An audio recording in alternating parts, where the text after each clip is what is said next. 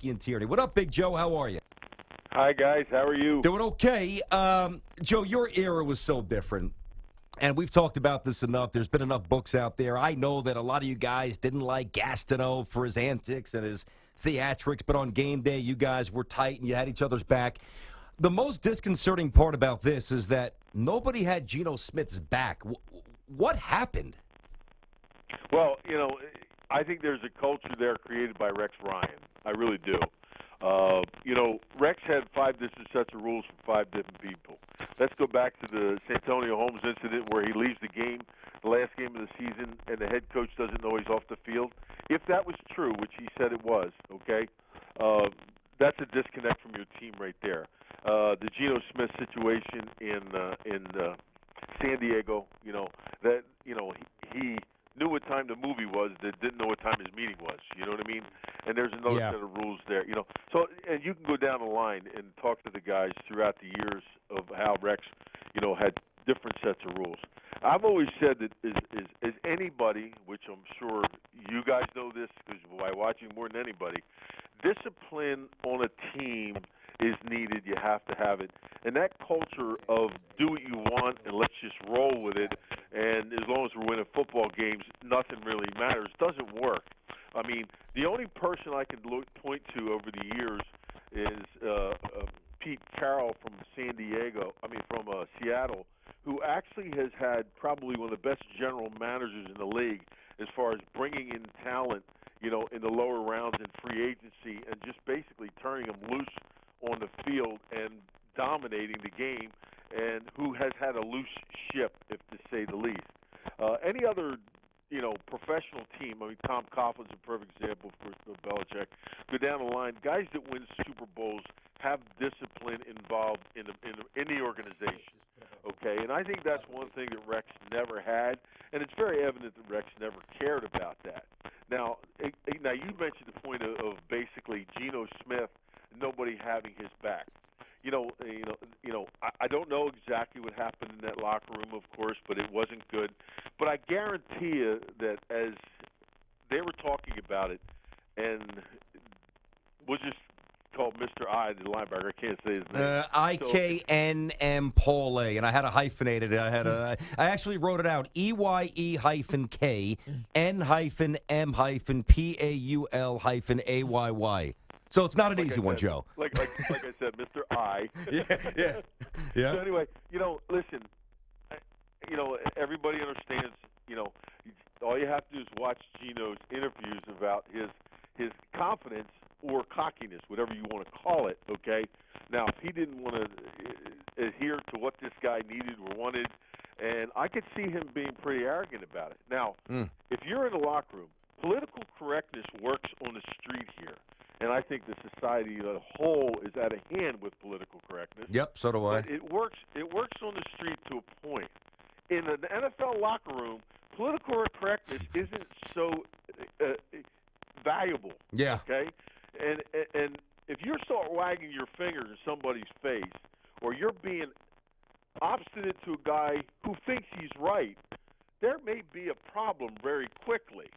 Now, to the point of Geno, nobody having Geno's back, is that the case? Now, I'm not saying that as I know that. I'm just saying, we have seen a lot of his post-game interviews and his interviews and so forth like that. And there's an air of him that is either confident or cocky. Now, I don't know him that well as a person to comment whether it is cockiness or not.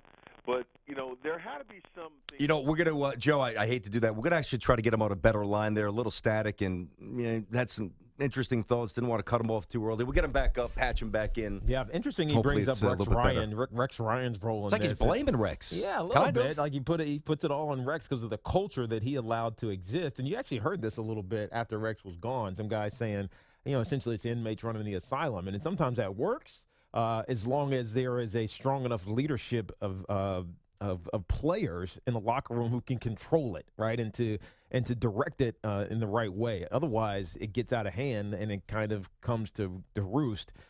Yesterday, as we saw with Paulie. That's the interesting thing about a guy like Rex, where it's so galvanizing early, but really the damage extends past their exit, it Well, seems, because it was too loose and a little toxic. Well, you lose control over time.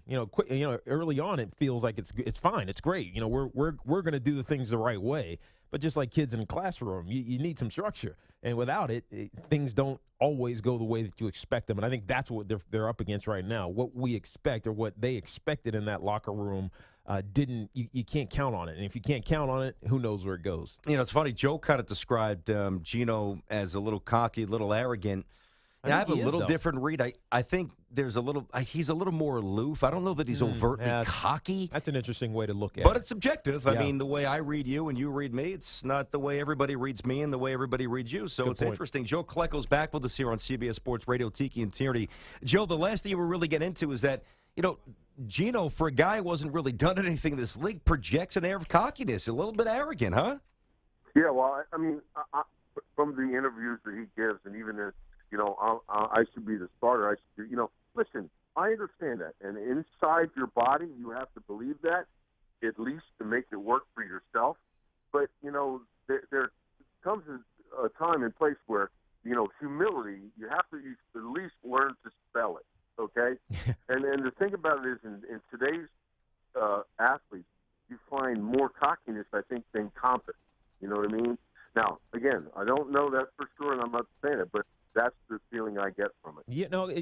I'm interested what you think the head coach's role is in this, and how he handles this, going forward, and how he handled it in real time yesterday. I think he handled it tremendous in real time because. See, Tiki, as well as what stays, in the locker room, what is in the locker room stays in the locker room. Yep. And the coach is handling it that way with his players. Now, he mentioned that if they want to talk to you about it, it's up to them. I'm not talking to you about it. I'll handle it my way. We'll deal with it. And, he was swift with his decisions and discipline because, listen, there's no doubt, ever since Todd Bowles was introduced at his press conference, he has talked about how people will have to toe the line. He has said that. Now, that is something that the Jets team needs. I was at the camp the other day, and I don't know who said it or somebody was on the radio and said it. Oh, it was a reporter that's been covering for 20 years. And he said, I finally feel that there's a professional football organization out here on the field, the way Todd Bowles is handling everything and Mike McCaskey. They're doing it right, okay? But the problem with it is with the players, when they have had, a guy who doesn't really have much discipline and let them do what they want, to change that attitude. Now, you haven't played a game yet. So if you prove to them that you can go to the playoffs and do well, okay, they're going to follow you. But nothing has happened yet, okay? This is camp for the second week, and they're already having their problems. It's a culture that has to change. And that's what has to happen. And I think Todd Bowles handled everything very well. Joe, really good talking to you, man. Looking forward to watching you on SNY again. And listen, I mean, I don't want to make it sound like I'm kissing up to you, but we got to get you in the Hall of Fame, bro. I mean, it's a disgrace that you're not in there. Do you harbor any resentment in all seriousness? I ask you this all the time, and you always say, well, no, you should be there. Don't you resent the process? Honestly, Brandon, I hold no resentment. Listen, there's a lot of reasons people have given me over the years and stuff like that. And, if it be God's will that I get in there, that would be the greatest thing in the world, and I mean that. Yep. And, I just believe, you bide your time. Okay, I'm into the senior side now. That's terrible. Yeah, exactly. But, my fingers crossed, big guy. Hey, that's a healthy attitude. Joe, good talking to you, man. God bless. We'll catch up soon, all right? See you, fellas. Thank you, Joe Klecko. And if you saw